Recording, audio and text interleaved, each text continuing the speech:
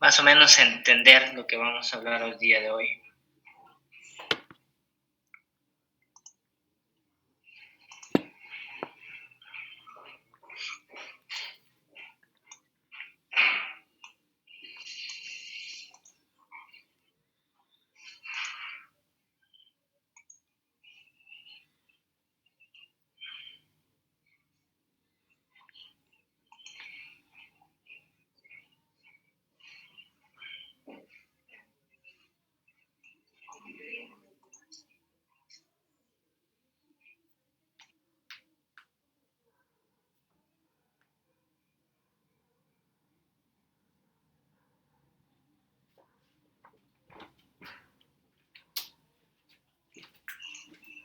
Ya, chicos, bueno, mientras se conectan, hablemos un poco de la acetilcolina, que en realidad eso es lo que vamos a conversar ahora, sobre los efectos de la misma y sobre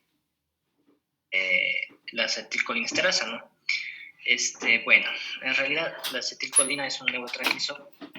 Este neurotransmisor, al igual que conversábamos previamente cuando hablamos de convulsiones, como los neurotransmisores, tanto el glutamato y también el sistema GABA, pues van a actuar sobre cierto tipo de receptores y de esta manera van a cumplir una función.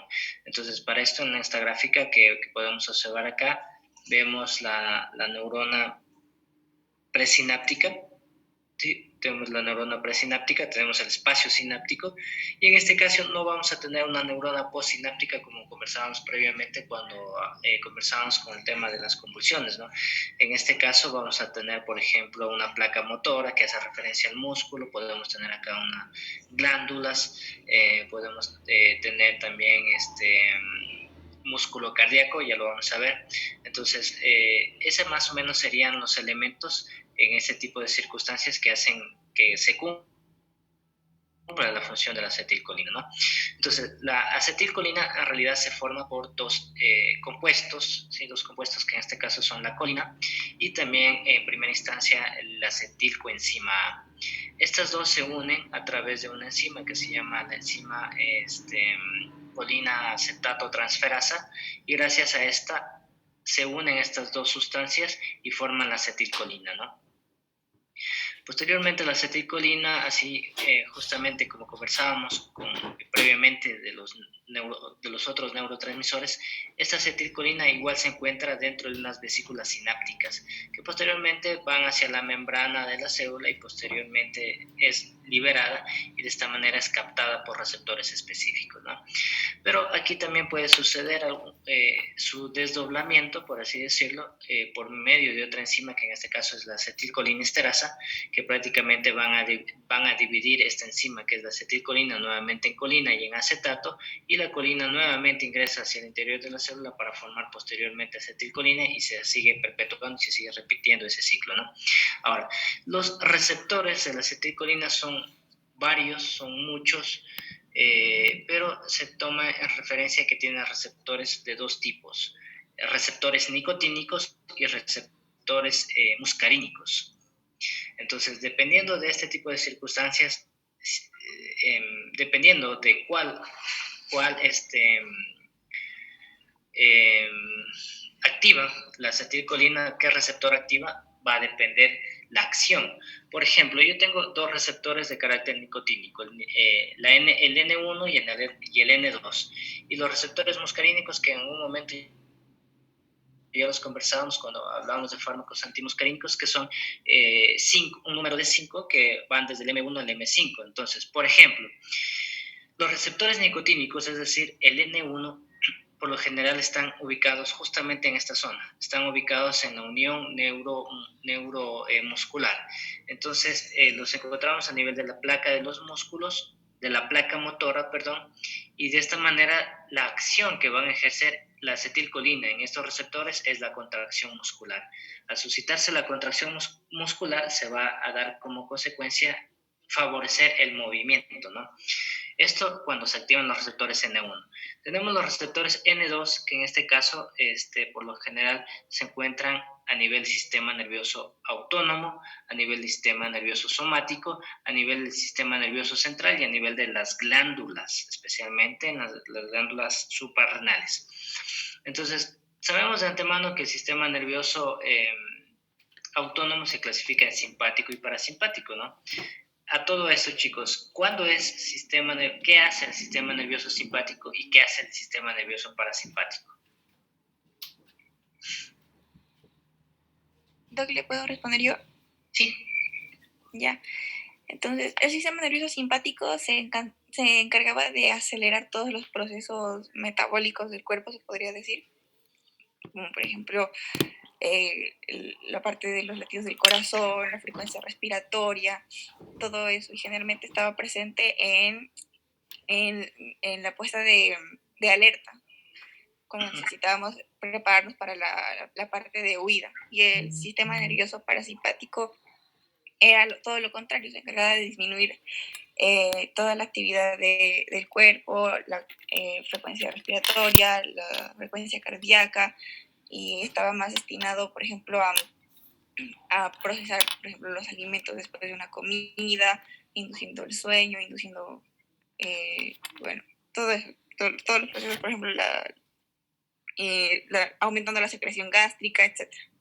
Ya, perfecto. Ya, entonces, esa sería la diferencia entre simpático y parasimpático y las funciones que en este caso manifestó Ana María. Ya, muy bien. Entonces, en este tipo de circunstancias, el sistema nervioso parasimpático tiene acción colinérgica. Cuando ustedes escuchen acción colinérgica,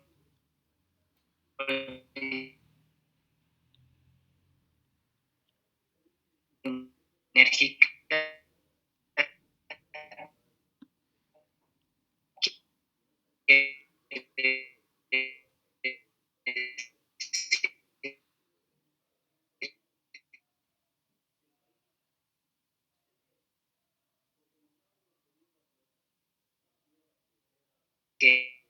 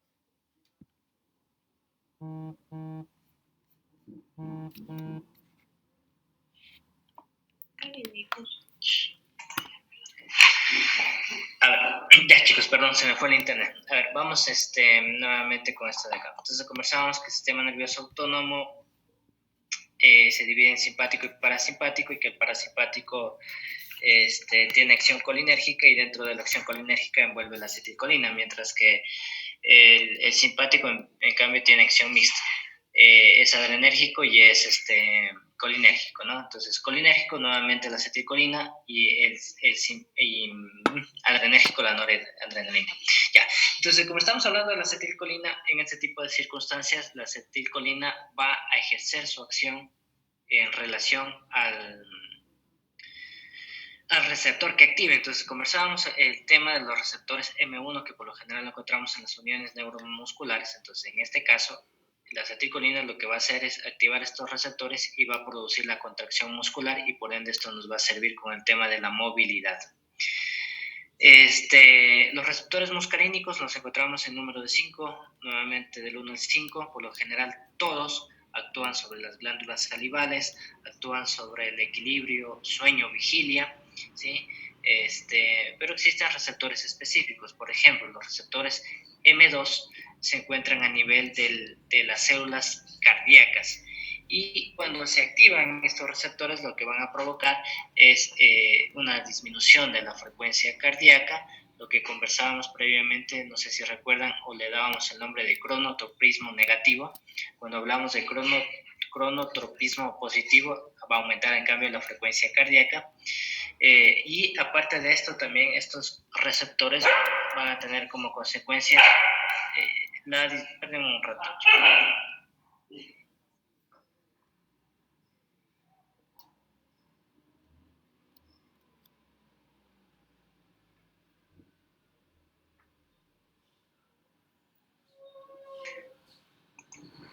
Ya chicos, perdón, que ando con un cachorro aquí.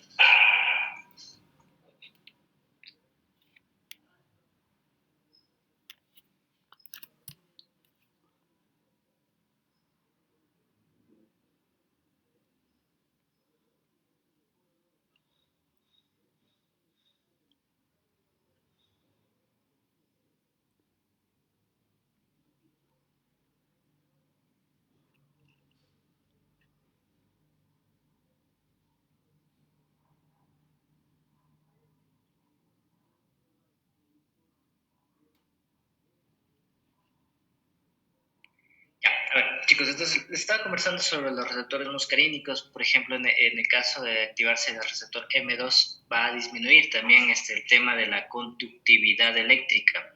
Y el disminuir el tema de la conductividad eléctrica va a enlentecer el tema de la conducción, y esto se va a dar a nivel del nódulo sinusal y también a nivel del nódulo auriculoventricular. Y esto se va a ver reflejado, como les decía previamente, en situaciones como disminución de la frecuencia cardíaca, y también se puede ver reflejado en presencia de bloqueos. ¿Sí? Esto cuando se activan los receptores M2. Cuando se reactivan, en cambio, los receptores M1, estos van a tener funcionalidad gastrointestinal.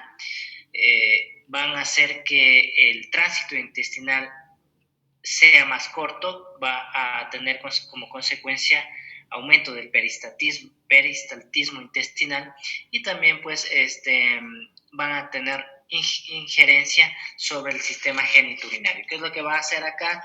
Lo que va a hacer es que se va a contraer el músculo detresor, y va a producirse la relajación del esfínter vesical.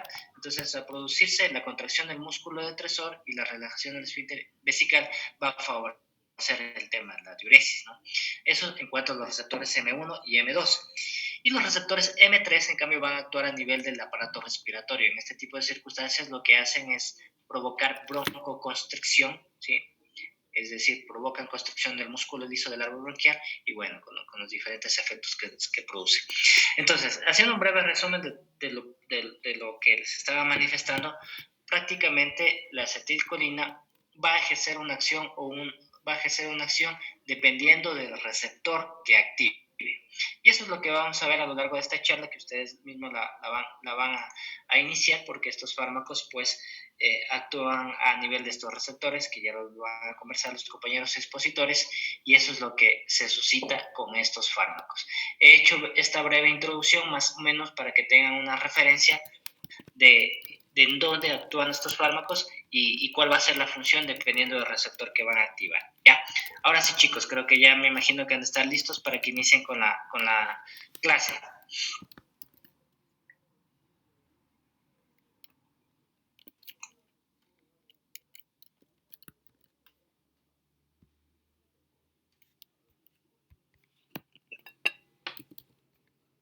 Viendo que buenos días, vamos a hablarles sobre los fármacos de reacción, sobre el sistema nervioso periférico. Bien, tenemos los fármacos colinomiméticos. Bien, esto mencionaba que los colinomiméticos se clasifican en lo que son fármacos de acción directa e indirecta. Los primeros son agonistas de los receptores muscarínicos, y los segundos van a inhibir la acetilcolinesterasa, por lo que aumenta la concentración de la acetilcolina en lo que son las sinapsis y uniones neuroefectoras colinérgicas, desde donde es fisiológicamente liberada y va a conocer ambos mecanismos de acción es de mucha importancia para su empleo clínico. Sí. Bien, tenemos lo que son los fármacos colinomiméticos de acción directa. Esto mencionaba que se van a clasificar en ésteres de colina y alcaloides que son naturales y sintéticos. Bien, los ésteres de colina pueden a su vez dividirse en dos grupos, según que esta se una al ácido acético, como la acetilcolina, y la metacolina, que es el acetilbeta-metilcolina, o al ácido carbámico, como el carbacol, la que es el carbamilcolina, y el betanecol, como es el carbamil beta-metilcolina. Mencionaba que también en la molécula, por ejemplo, de acetilcolina se distinguen dos porciones relevantes, que es para la actividad farmacológica, como es el grupo nitrógeno cuaternario, que va a ser dotado de una carga positiva, y el grupo éster, que es el susceptible a la hidrólisis por colinesterasas. También nos mencionaba que la esterificación con ácido carbámico va a conferir a la molécula lo que es una menor sensibilidad a las colinesterasas, mientras que la metilación en posición beta incrementa la selectividad muscarínica de lo que son los compuestos, al tiempo que va a aumentar su resistencia a la hidrólisis. Hay también los alcaloides naturales y los compuestos sintéticos, que estos pueden contener un nitrógeno terciario o cuaternario. Así entonces la muscarina posee lo que es un nitrógeno cuaternario, mientras que la pilocarpina, la arecolina y la oxotremorina contienen un terciario. Tenemos la farmacocinética. Aquí nos mencionaba que los ésteres de la colina son aminas cuaternarias, cuya carga positiva determina que es una pobre absorción enteral y una muy baja difusión a través de barreras biológicas como la hematoencefálica. También nos mencionaba que los alcaloides con nitrógeno terciario, como la pilocarpina, estos se absorben mejor en el tubo digestivo que los que poseen nitrógeno cuaternario, como la muscarina, y se distribuyen ampliamente en el organismo. También nos mencionaba que el betanecol presenta una suficiente absorción enteral, que permite su utilización vía oral para facilitar el vaciamiento de la vejiga urinaria. También cabe recordar que la muscarina, pese a su grupo de amonio cuaternario, es causante de no pocas intoxicaciones por consumo de setas. Por su similar estructura con la acetilcolina, también la metacolina, esta conserva también una cierta susceptibilidad a las colinesterasas, que está mencionada que es incluida la butiricolinesterasa plasmática. La administración intravenosa, por ejemplo, de la acetilcolina origina efectos de breve duración, que son de 5 a 20 segundos. y en cambio su administración subcutánea solo produce efectos locales. Por el contrario, lo que es el carbacol y el betanecol, estos son resistentes a lo que es la hidrólisis por colinesterasas y van a producir efectos sistémicos que son prolongados tras la administración parenteral. Se van a eliminar estos por vía renal, acelerándose la eliminación de los compuestos de nitrógeno terciario al acidificar la orina.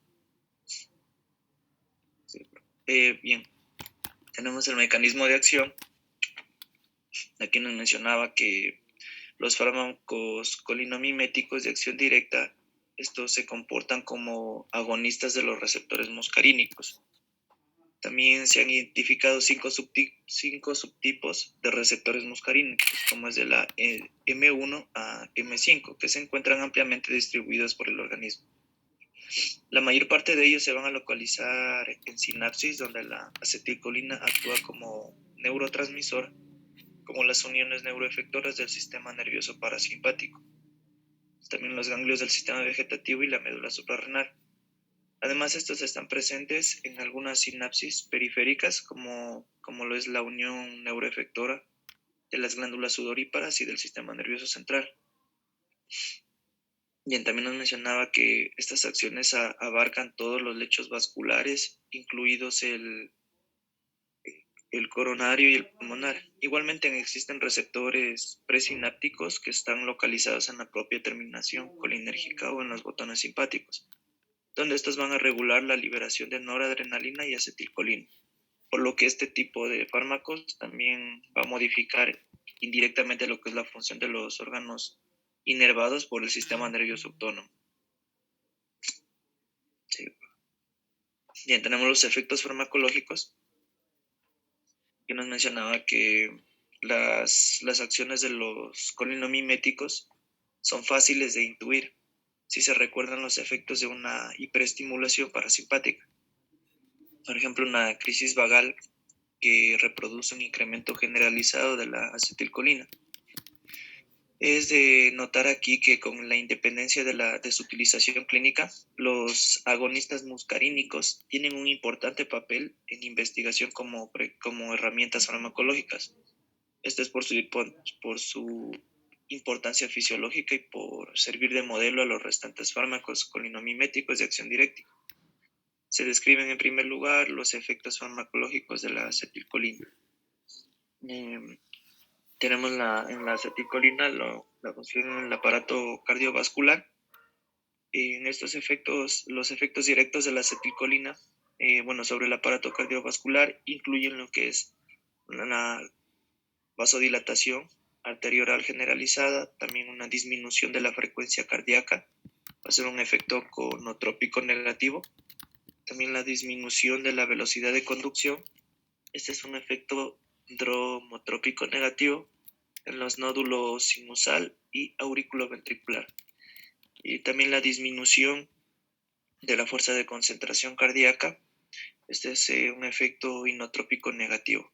También la vasodilatación arterioral se debe fundamentalmente a lo que es la activación de receptores muscarínicos, como lo es del tipo M3 de las células del endotelio vascular. También nos mencionaba que en esta activación de los receptores va a favorecer a lo que es la síntesis y la liberación que va a promover la relajación de las células musculares lisas de los vasos. Y el efecto vasodilatador de la acetilcolina también puede contribuir a lo que es la inhibición de la liberación de noradrenalina de las terminaciones nerviosas simpáticas vasculares. Esto va a ser un efecto dependiente de la activación de los receptores muscarínicos del tipo M2. De una manera similar a lo que ocurre en el sistema vascular, los efectos sobre el corazón también se deben a una acción directa sobre las células cardíacas y a una modificación de la actividad. Y los efectos del sistema nervioso simpáticos a ese nivel.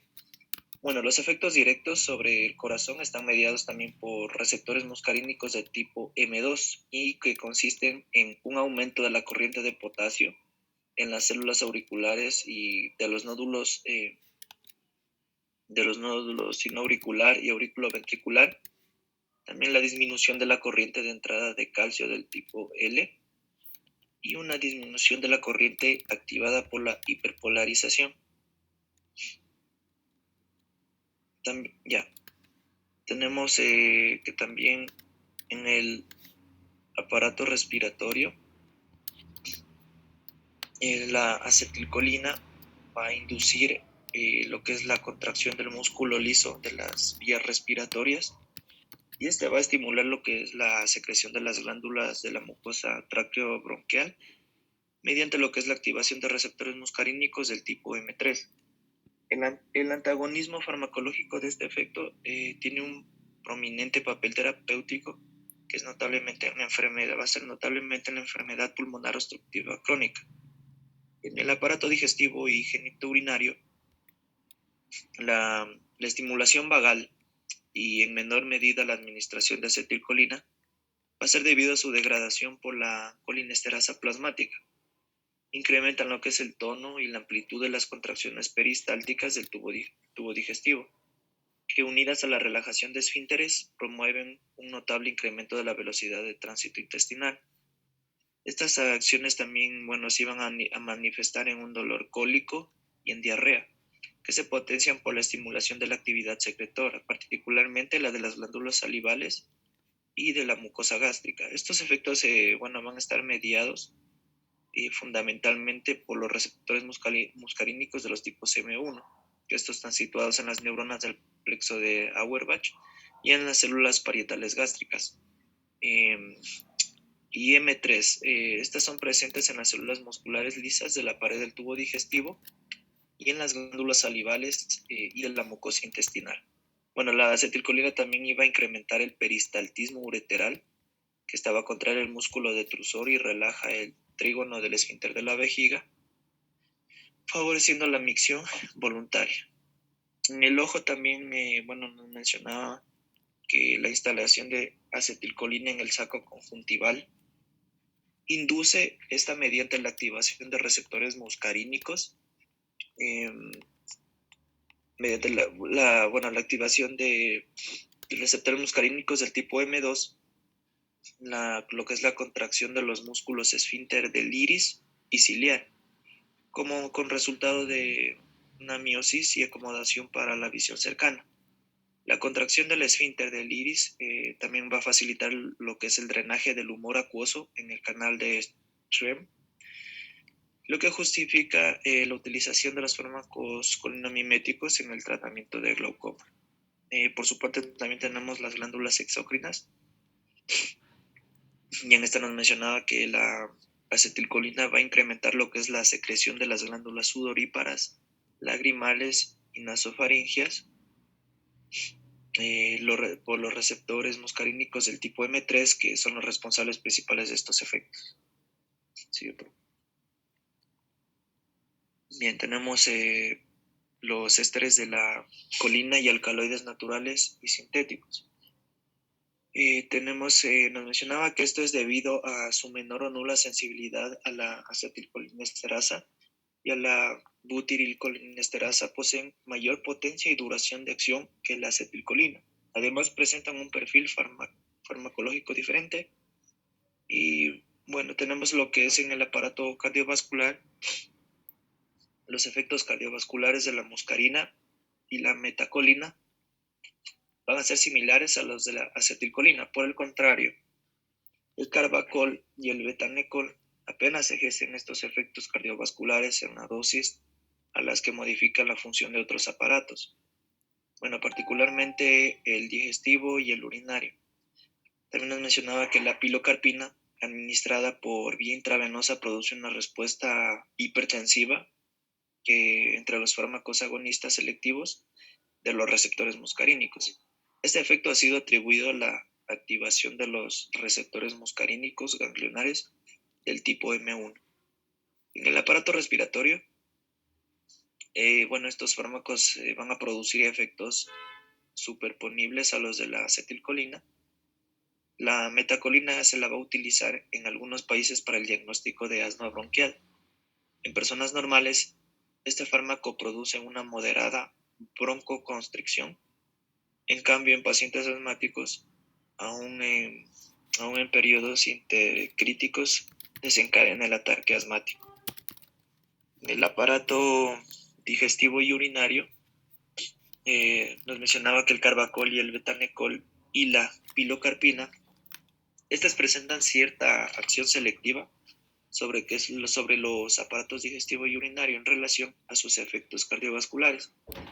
Cualitativamente, bueno, mencionaba que sus efectos son similares a los de la acetilcolina, aunque solo el betanecol tiene algún uso clínico y también la cevimelina, que es un agonista con cierta selectividad de M3, puede utilizarse para incrementar la salivación y la secreción lacrimal.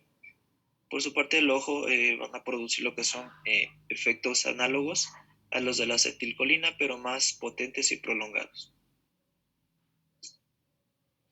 En lo que es las glándulas exócrinas, los ésteres de la colina y los alcaloides con efecto muscarínico estos son potentes estimulantes de la secreción de casi todas las glándulas exócrinas, como son las sudoríparas, salivales, lacrimales, nasofaríngeas, de las mucosas traqueobronquial, gástrica, intestinal y del páncreas exócrino.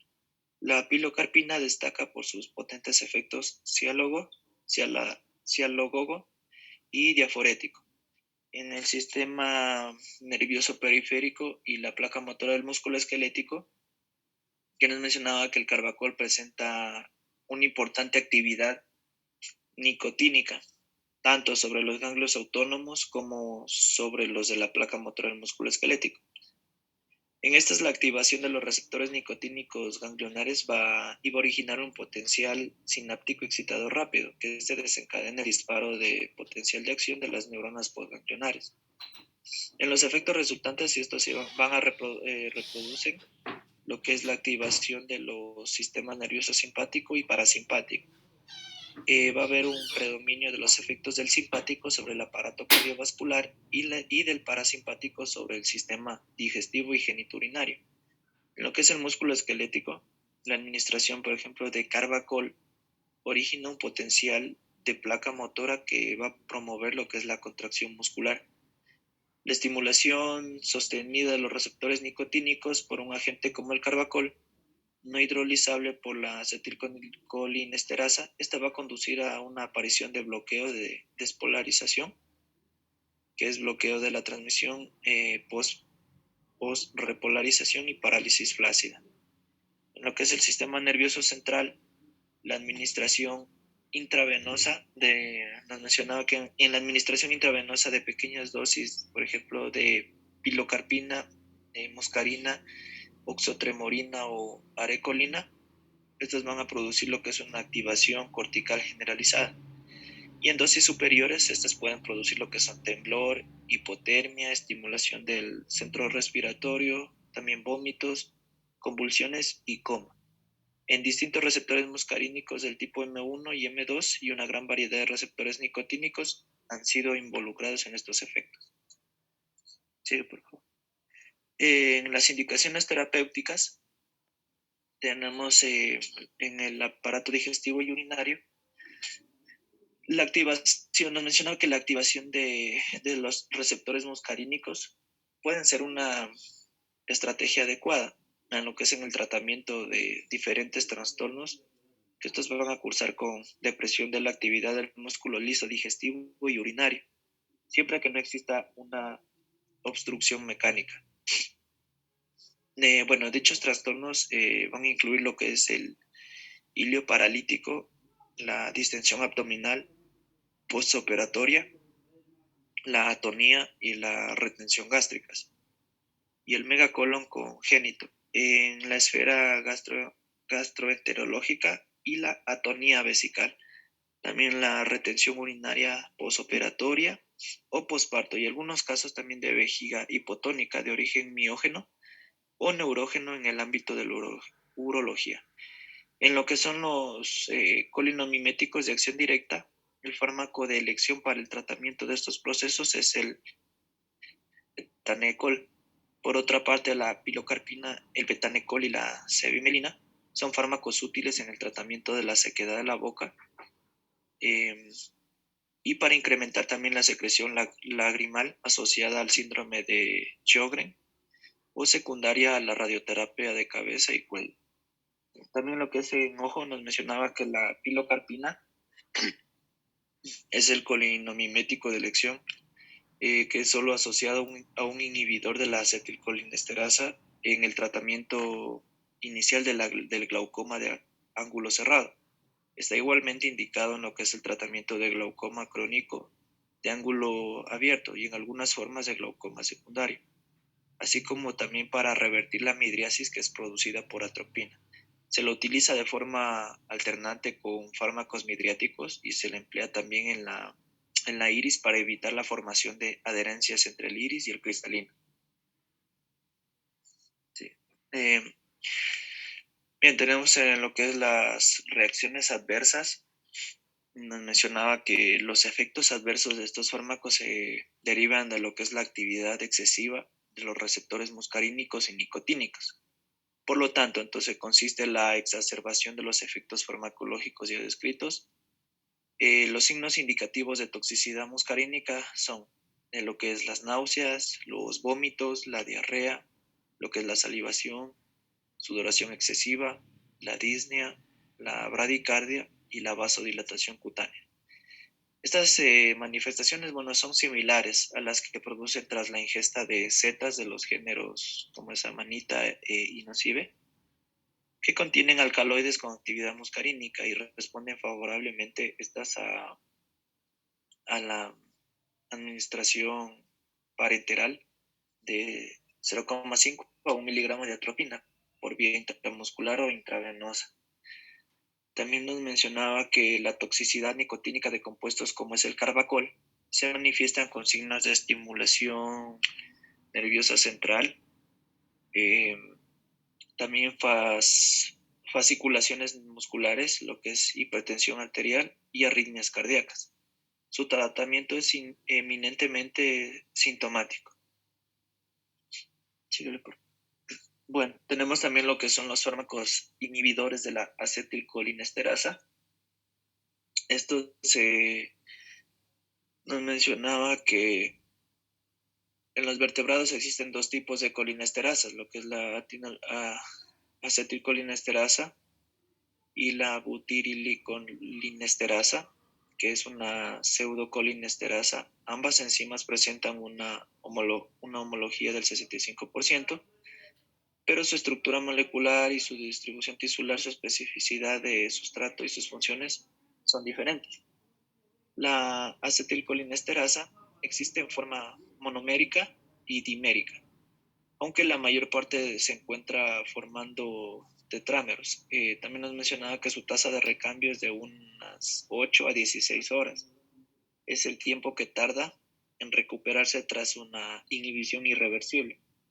La acetilcolinesterasa se localiza en lo que son las sinapsis colinérgicas, tanto en la hendidura sináptica como en el interior de las terminaciones nerviosas, en el suero sanguíneo y en la membrana de los hematíes. Estas muestran una elevada selectividad por la acetilcolina y desempeñan un papel esencial en lo que es la terminación de la acción de este transmisor en los sitios donde se libera. La butiricolinesterasa, esta en cambio se sintetiza en el hígado y se distribuye ampliamente en el organismo, encontrándose en el suero sanguíneo, en el hígado, en la piel, en el cerebro y músculo liso gastrointestinal. Esta cataliza lo que es la hidrólisis de la butiricolina más rápidamente que la acetilcolina y va a intervenir en lo que es el metabolismo de otros fármacos dotados en enlaces de tipo éster, como lo es la succinicolina o la procaína.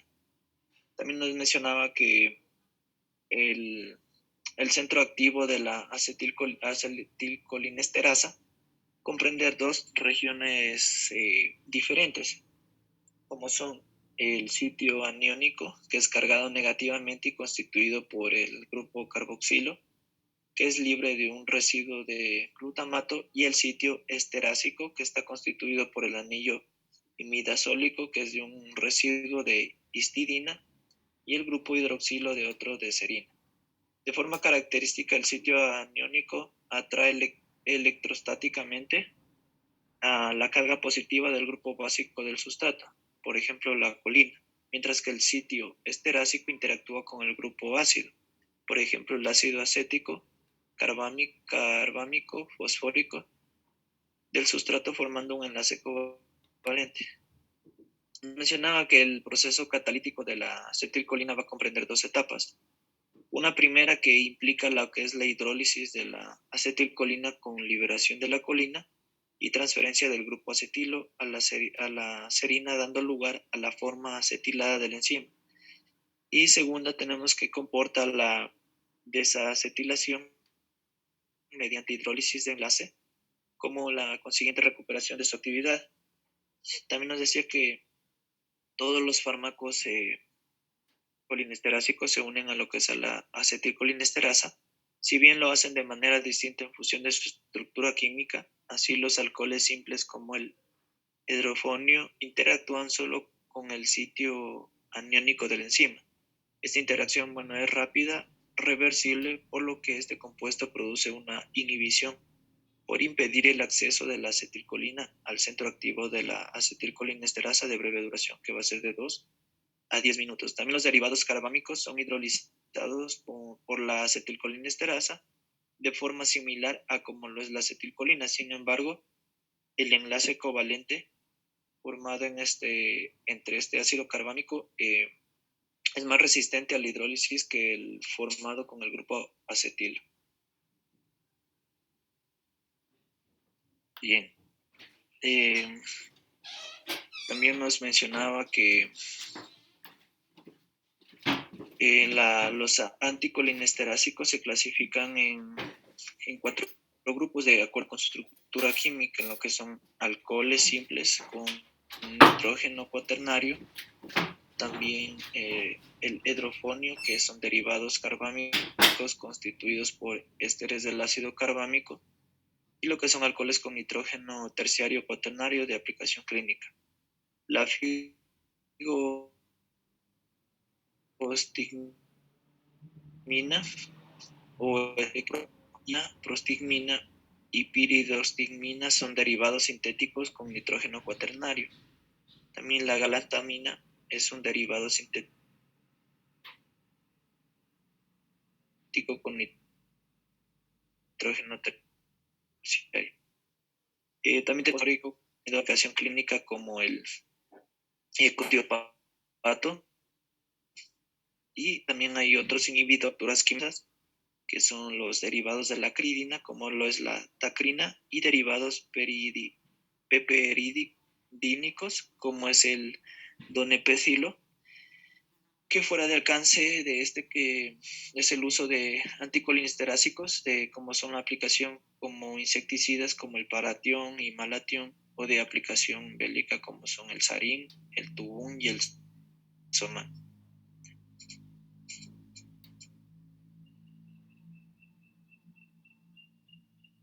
Nos dice que los derivados carbánicos con nitrógeno cuaternario y el hidrofonio están cargados positivamente a lo que es el pH fisiológico, por lo que atraviesan con dificultad las barreras celulares. En consecuencia, apenas se absorben tras la administración cutánea o conjuntival y presenta una baja biodisponibilidad, que es menor al 10% por vía oral o inhalatoria. Los derivados carbámicos se metabolizan por esterasas plasmáticas y posteriormente son eliminadas por expresión de tendencia y así atraviesan la barrera hematoencefálica.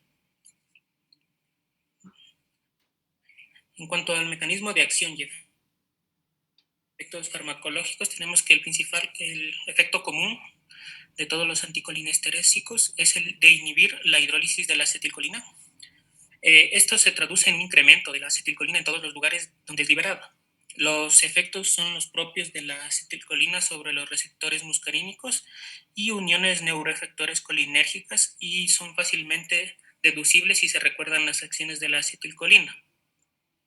Estos van a actuar principalmente en 3 lugares, que son en las sinapsis colinérgicas del sistema nervioso autónomo, que incluyen los ganglios vegetativos y las uniones neuroefectoras del sistema parasimpático, la placa motora del músculo esquelético y el sistema nervioso central.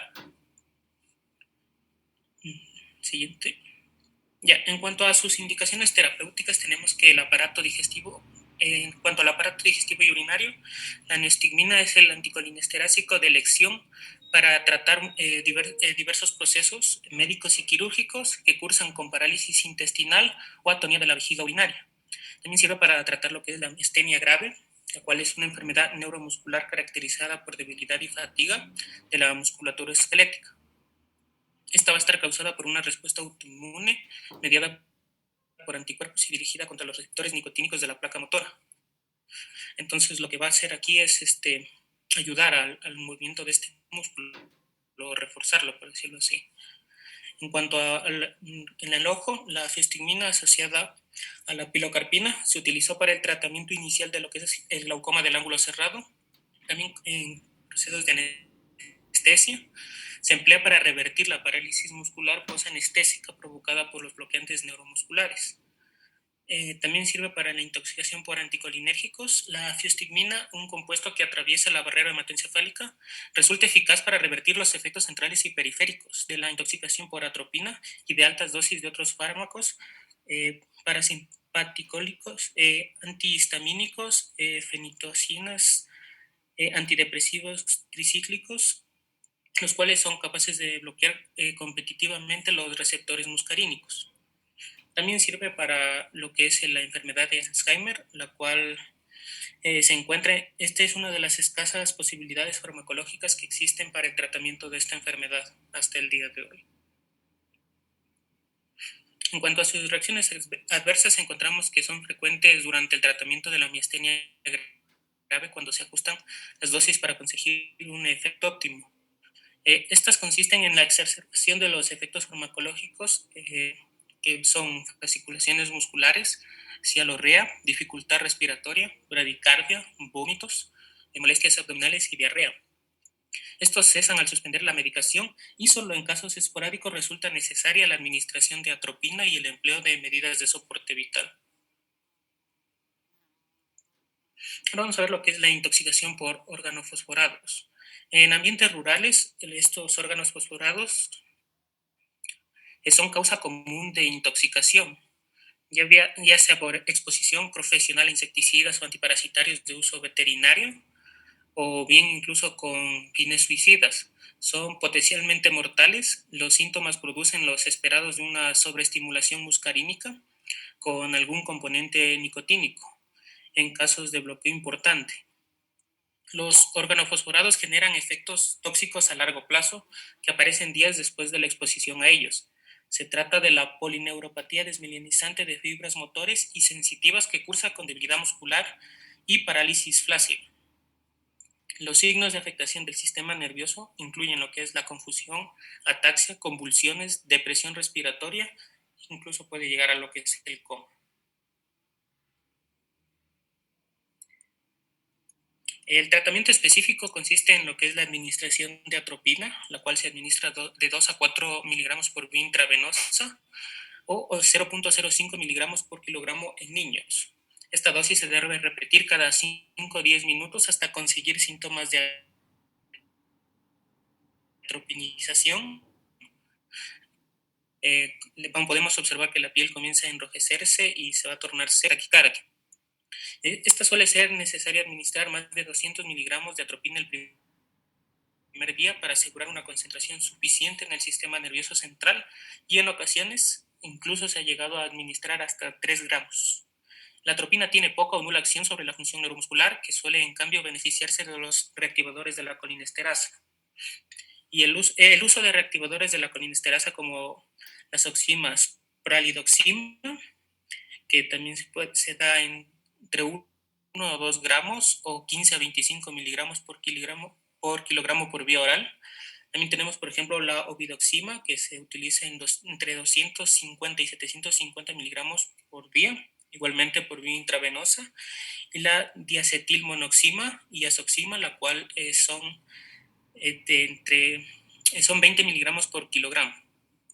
Esta suele ser de utilidad solo si se lleva a cabo en las primeras 24 horas a la intoxicación y no se han reportado beneficios del uso de esto después de pasadas estas 24 horas, así que no se recomienda el uso. Está totalmente contraindicada la administración de morfina, de teofilina y coramina, dado que estas van a deprimir el centro respiratorio, inhiben lo que es la acetilcolinesterasa y también refuerza el tono vagal. Ya, ahora dentro del sistema nervioso autónomo tenemos los fármacos antagonistas muscarínicos. Los fármacos descritos impiden los efectos de la acetilcolina mediante el antagonismo de los receptores colinérgicos muscarínicos, tanto a nivel de las uniones neuroefectoras del sistema nervioso parasimpático, como nervioso central, las glándulas sudoríparas y prácticamente la totalidad de los lechos vasculares. La potencia de la atropina para modificar la función de dichos órganos es en orden decreciente, va a afectar a lo que es las glándulas salivales, bronquiales y sudoríparas, el músculo liso en los sistemas genitourinario y gastrointestinal, el sistema de excitación, conducción del corazón, la musculatura intrínseca del ojo, glándulas de secreción gástrica y por último afecta lo que es los ganglios vegetativos.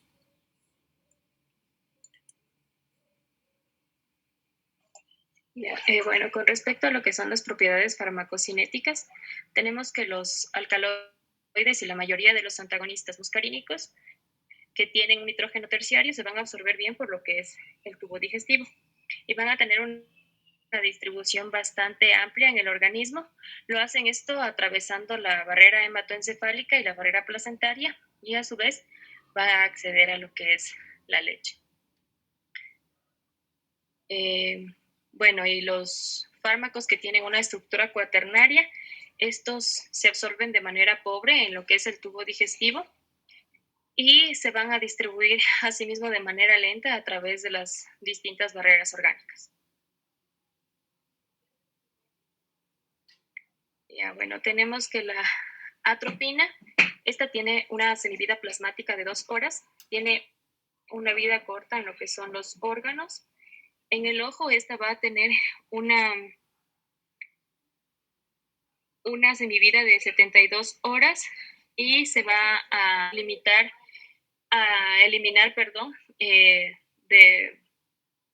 a través del riñón.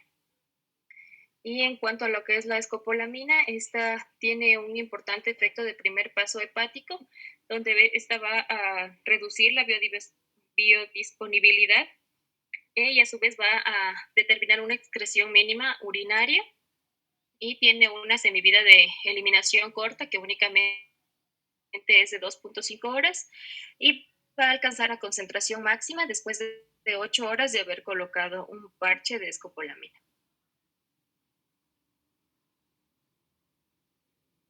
Con respecto al mecanismo de acción, tenemos que los antagonistas muscarínicos se van a comportar como antagonistas competitivos de lo que son los receptores muscarínicos. Esto se debe a que estos receptores muscarínicos, al igual que muchos otros receptores, se encuentran bastante activos. Y en la mayoría de los tejidos, este tipo de fármaco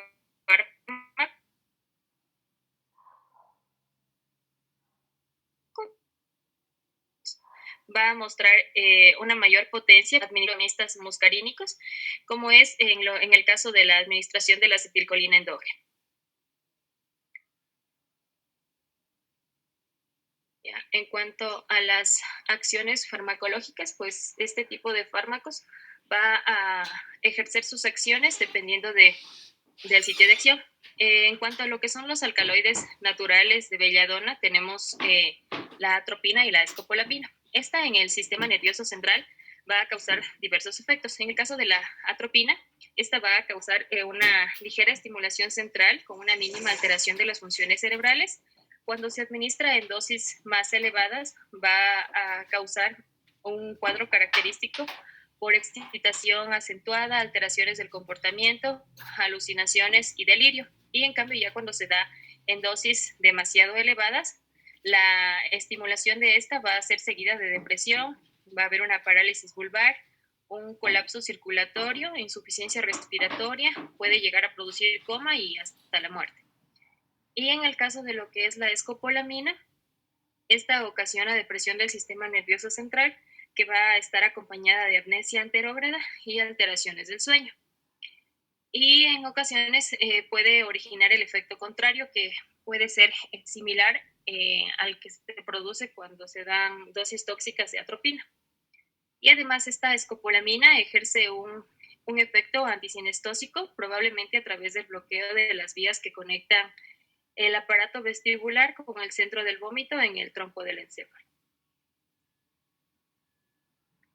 Ya, bueno, en lo que es el aparato digestivo y genitourinario, estos fármacos van a ejercer un intenso efecto sobre la motilidad y un efecto de menor intensidad sobre lo que es la función secretora del tubo digestivo. Tanto la atropina como la escopolamina no suprimen la actividad contráctil y secretora gastrointestinal. Van a producir una reducción notable de lo que es la secreción salival basal, y la atropina y la escopolamina van a reducir en mayor grado la secreción basal que se da cuando hay estímulo alimenticio, ya sea también puede ser nicotínico o por alcohol.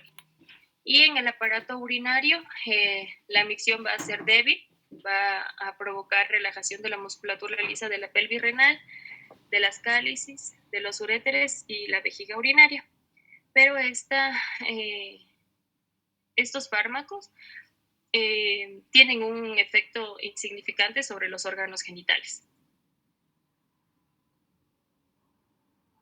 Ya, en cuanto a lo que es el sistema cardiovascular, el principal efecto de la atropina es el incremento de la frecuencia cardíaca, que va también a provocar un aumento del automatismo del nódulo sinusal, y es bastante útil en pacientes que tienen infarto de miocardio para poder aliviar la bradicardia sinusal.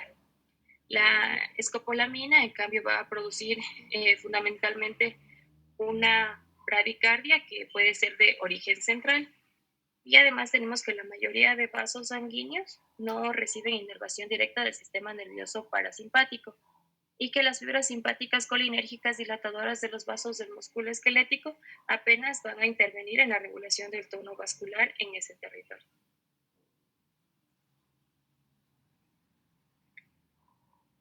En lo que es el aparato respiratorio, estas van a producir relajación de la musculatura lisa bronquial mediante el bloqueo de los receptores M1 y M3. Tienen un efecto broncodilatador que se observa tras la administración de los antagonistas muscarínicos. Tanto la atropina como la escopolamina reducen la broncoconstricción inducida cuando se administran antagonistas muscarínicos, y además estas son útiles en el tratamiento del asma y de la enfermedad pulmonar obstructiva crónica. Y asimismo, pues la atropina y la escopolamina reducen las secreciones de las glándulas mucosas de la nariz, de la faringe, de la tráquea y de los bronquios. Y son útiles cuando la secreción es excesiva, principalmente cuando el paciente está bajo anestesia general. Ya, con respecto a las glándulas sudoríparas, cuando se administra en dosis bajas, ya sea de atropina o escopolamina, estas lo que van a causar es una reducción de la producción de sudor, y este efecto va a originar lo que es una piel seca y caliente que puede estar asociada a un incremento de la temperatura corporal.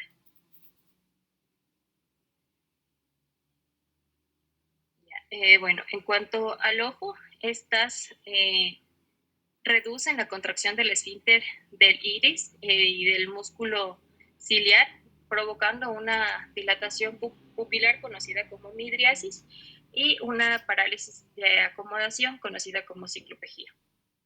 Además, van a disminuir el reflejo pupilar a la luz y la convergencia de los ojos, causando visión borrosa, fotofobia, elevando la presión intraocular.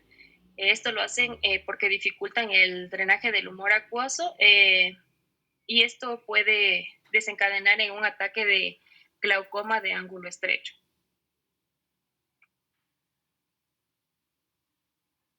Ya, luego tenemos lo que son los derivados sintéticos y semisintéticos de los alcaloides y la belladona. Entonces, pues bueno, tenemos que estos presentan varios inconvenientes debido a la falta de selectividad, ya que estos no tienen un proceso así discriminativo para los distintos receptores muscarínicos. Además, estos, en cuanto a lo que son los derivados con nitrógeno cuaternario o a lo que son las vías respiratorias. Y algunos de estos derivados son semisintéticos de los alcaloides de la belladona, como la metilescopolamina. Además, bueno, estos derivados se van a diferenciar de los alcaloides naturales porque tienen una pobre absorción intestinal, bronquial y conjuntival, y además porque tienen una escasa penetración en el sistema nervioso central. Este tipo de derivados se van a absorber mal después de que se administran por vía oral y apenas llegan a difundirse a través de la conjuntiva y no logran atravesar la barrera hematoencefálica. Entonces, los efectos son apreciables sobre lo que es el sistema nervioso central. Además, tenemos que la actividad antiulcerosa gástrica y duodenal de estos compuestos va a ser mucho inferior a la que presentan otros fármacos que actúan por mecanismos diferentes. Y aquí tenemos lo que es el hipatropio, que este se absorbe mínimamente desde los pulmones o el tubo digestivo, por lo que cuando es administrado por vía inhalatoria presenta una acción circunscrita a la boca y las vías respiratorias. Y este es un medicamento que es bastante útil en el tratamiento del broncoespasmo agudo o crónico. Y en el caso de lo que es la propantelina y el trospio, estos añaden el bloqueo ganglionar a su acción antagonística muscarínica de forma inespecífica. Ya. Luego tenemos lo que son los derivados con nitrógeno terciario. Estos pues tienen una capacidad bastante alta para acceder al sistema nervioso central. Y algunos fármacos, como es en el caso de la benzotropina, se emplean en la enfermedad de Parkinson para reducir los efectos de tipo extrapiramidal de los fármacos antipsicóticos. Y además, bueno, en este grupo de fármacos se incluye lo que es la oxifenciclimina, la diclomicina, diciclomina, el flavoxato y la oxibutina. Y estos fármacos también son bastante útiles en lo que es la oftalmología, como es el caso del ciclopentolano, que administrados de forma tópica en la vista van a ejercer un efecto limitado al iris y a los músculos de la acomodación. Y este efecto es de menor duración que el de la atropina y el de la escopolamina.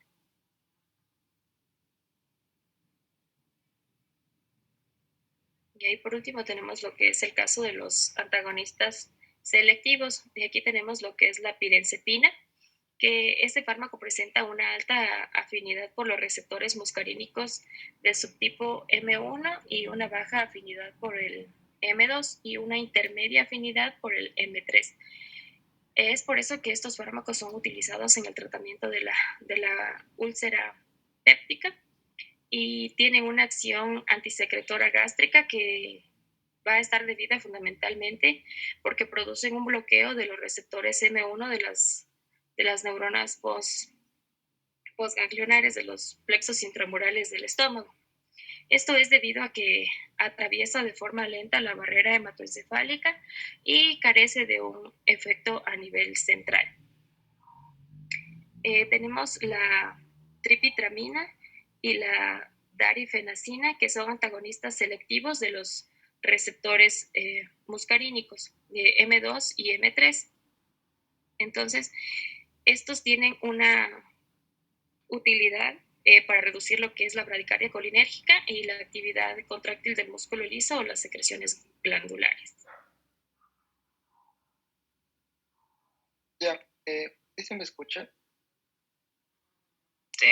Sí se escucha, ¿ya? En honor al tiempo, dejémosla aquí. Y a partir de ti, José, mañana revisamos, que prácticamente serías tú, si no me equivoco, el último expositor. Lo dejamos para mañana, ¿ya? Paso, revisamos todo esto. Cuestiones puntuales, chicos. Acá, como les mencionaba, pues bueno, todo depende de los receptores que se van a inhibir y se van a activar. De eso depende de la función de estos fármacos o de estos medicamentos. Una cosa, bueno, como ustedes saben y conocen y les he venido manifestando, pues prácticamente esta es la última semana, así que vamos a rendir la prueba, que sería la última, este día sábado, ¿ya? Como siempre, pues las preguntas van a estar subidas al Canvas y creo que no hemos tenido dificultades, ¿no? Dando los exámenes a las 7 de la noche, yo creo que es muy cómodo para todos. No sé ustedes qué opinan para dar la prueba este sábado a las 7 de la noche, justamente hasta este tema, que es el que se va a tomar en consideración. El último tema ya no lo voy a tomar en consideración y quedaría ahí, pues, no entraría dentro de la prueba, ¿no? Entonces, chicos, para que se pongan a estudiar, se pongan a leer, para rendir la prueba el día sábado a las 7 de la noche, para subir la plataforma conjuntamente con otro paralelo, ¿sí? Eso por una parte. Y bueno, sigamos el día de mañana, ya finalizando pues esta clase y finalizando el bimestre, como les había manifestado. Eso, chicos, no sé si tienen alguna pregunta o inquietud con respecto a lo que hemos conversado el día de hoy.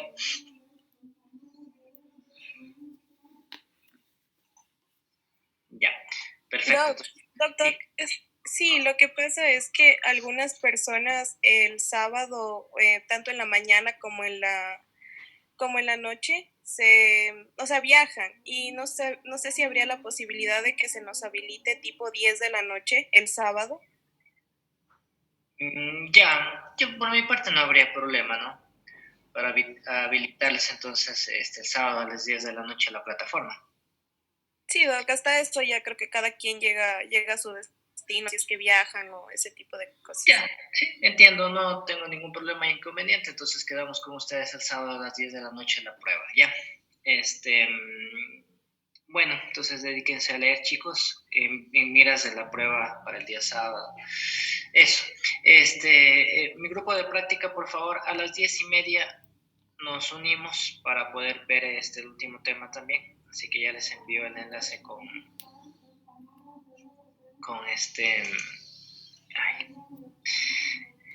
Sofi para la idea de la clase, ¿ya? Eso, chicos. Bueno, entonces nos vemos el día de mañana, chicos. Muchas gracias. Sí. ¿Me puedo quedar? Gracias.